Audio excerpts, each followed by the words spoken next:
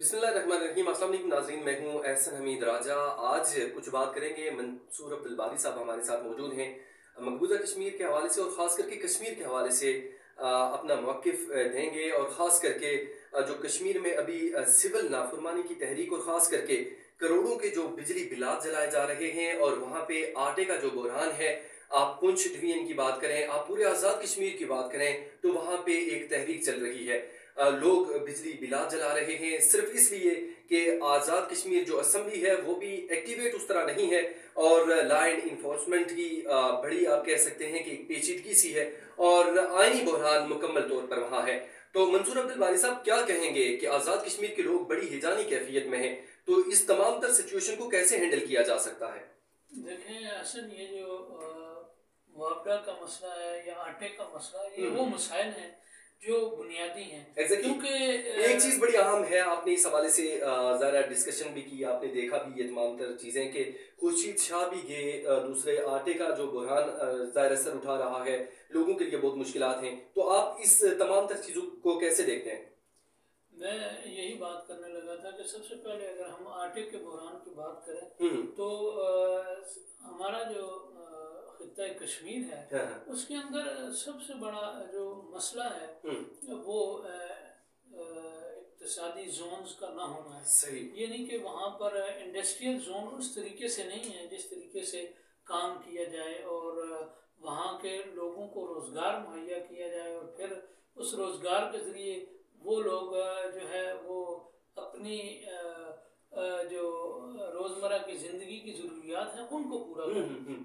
अब यहाँ पर दो चीज़ें अहम हैं। एक तो हम देखते हैं कि जो गंदम है वो वहाँ पर मकामी तौर पर उस मिकदार में उसकी पैदावार नहीं है, बल्कि वो ज़्यादातर पाकिस्तान से ही जाती है और ज़्यादा इन्हसार पाकिस्तान की गंदम पर किया जाता है। और वहाँ पर जब देखते हैं तो जो मिल्स हैं उनका फुकदान है और बड़े महदूद पैमाने पर मिल्स हैं। आबादी का तनासब बढ़ रहा है और ऐसा कोई बैलेंस मैकेनिज्म नहीं है महकमा खुराक के पास कि वो इस किस्म के डिजास्टर में एकदम से रिलीफ दे।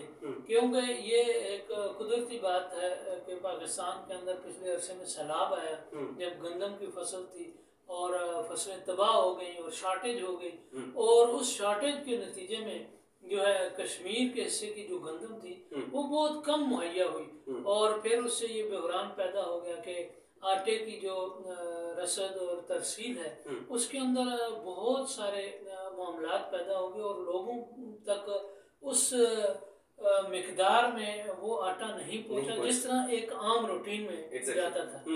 और दूसरी बात आप कर रहे हैं कि बिजली के बिल्लात, उसमें भी यही सेम हालत है कि पाकिस्तान का जो सबसे बड़ा एक अलमिया है वो हमेशा से ये रहा है कि क्योंकि पाकिस्तान के अंदर खुद भी इक्तिसादी इस्तेहकाम उस तरीके से नहीं है जैसा कि होना चाहिए था। लेकिन कश्मीर में उसके असरात मुरत्तब होते हैं। मैं यही कहूँगा कि ये वो असर है जो कश्मीर पर पाकिस्तान की तरफ से पड़ रहा है। यहाँ के जो मुआशी अदम इस्तेहकाम है या बिजली का जो बहरान है उसकी वजह से। अब यहाँ हम देखते हैं कि जो आइस्को ने वहाँ पर जिस किस्म के मुआहदात किए कि कश्मीरियों को किस रेट पर बिजली मुहैया की जाएगी, तो उनका भी जो वादा है वो अभी तक ईफा नहीं हुआ। सही। और ये इस हवाले से हमारे जो नाज़रीन हैं उन्हें लाज़मी बताइएगा कि उनका क्या वादा था आइस्को का? आइस्को का यही वादा था कि मुकामी तौर पर जो है बिल्कुल चीपेस्ट रेट पर, बिल्कुल लो रेट पर जो है हम यहाँ की आबादी को बिजली मुहैया करेंगे। अब आप इस बात से अंदाज़ा लगाएं कि सालाना हम जो बिजली पैदा करके दे रहे हैं वो 3 खरब रुपए की बिजली पाकिस्तान को पैदा करके दी जा रही है। 3 खरब रुपए की। और उसके साथ साथ जो फिगर है इससे ज़्यादा हो सकते हैं, लेकिन उसके रिवार्ड में जो बजट मिल रहा है वो बहुत माइन्यूट किस्म का, वो तो 50-60 अरब रुपया भी नहीं बनता और उसकी भी जो अदायगी होती है वो बिल्कुल पार्शल होती है किस्तों में, 2 अरब 4 अरब 10 अरब 3 खरब रुपए की बिजली पैदा की जा रही है और उसके आप ये कह सकते हैं कि एवज हमें बिजली पूरी भी नहीं दी जा रही। बिल्कुल। मैंने यही शुरू में कहा कि 24 घंटे के दिन रात होते हैं और उसमें से 18 और 20 घंटे की लोड शेडिंग है। और फिर अब जो बिल्लात जा रहे हैं उसमें पहले 6 से 8 रुपए यूनिट थी और अब जो नए रेट्स हैं वो सुनने में ये आ रहा है 22 से 25 रुपए। और वही बात है जिसका 1000 रुपया बिल आता था वो अब 4000, 4 वाला 10 और 10 वाला 20,000। और ये चीजें लेकिन रियलाइज हुआ इन्हें, मिसाल के तौर पर खुर्शीद शाह गए हुए थे, उन्होंने क्या कहा इस हवाले से? देखिए खुर्शीद शाह का जो दौरा हुआ बिल्कुल लास्ट 1-2 दिन पहले हुआ और उसके बाद जो है ये निगरान हुकूमत आ गई।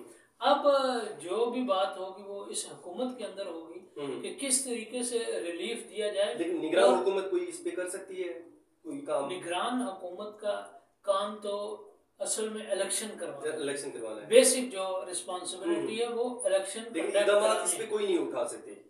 इसमें 2 चीजें हैं। एक तो आज की बड़ी अहम खबर थी कि जब ये बिजली का बहरान जैसे शुरू हुआ तो आपने कहा सिविल नाफरमानी और पाकिस्तान के अंदर भी लोगों ने बिल चलाए और जलाओ कराओ का।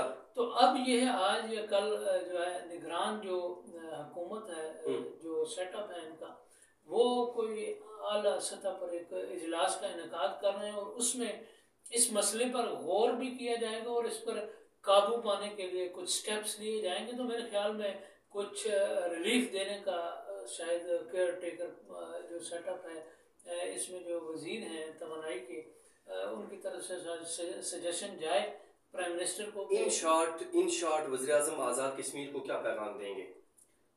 मेरा पैगाम अपनी तरफ से और हमारी पूरी जो कश्मीर की रियासती जितने भी आप लोग हैं उनकी तरफ से यही पैगाम होगा कि अब आपकी हुकूमत को आए हुए काफ़ी अरसा गुजर चुका है तो इसमें कम से कम वो स्टेप्स लिए जाएं जो कि आवाम की फलाह बहबूद के लिए हों, जिसमें ये आटे का बहरान और बिजली का बहरान इसको वफाकी हुकूमत के साथ मिलकर जल्द अज जल्द सेटल किया जाए ताकि जो आवाम है जहनी इंतशार और एक हिजान खेज कैफियत से वो निकले और जिस तरीके से पहले लोग अपनी ज़िंदगी गुजार रहे थे उसी तरीके से जो है ज़िंदगी का जो पहिया है वो रवा दवा है। नाज़रीन आपको बताएं कि 3 खरब रुपए की बिजली पैदा की जा रही है और पैदा करके आज़ाद कश्मीर दे रहा है। और आज़ाद कश्मीर को कितनी बिजली मिल रही है, क्यों बिलात जलाए जा रहे हैं, मंसूर अब्दुल बारी साहब को आपने सुना,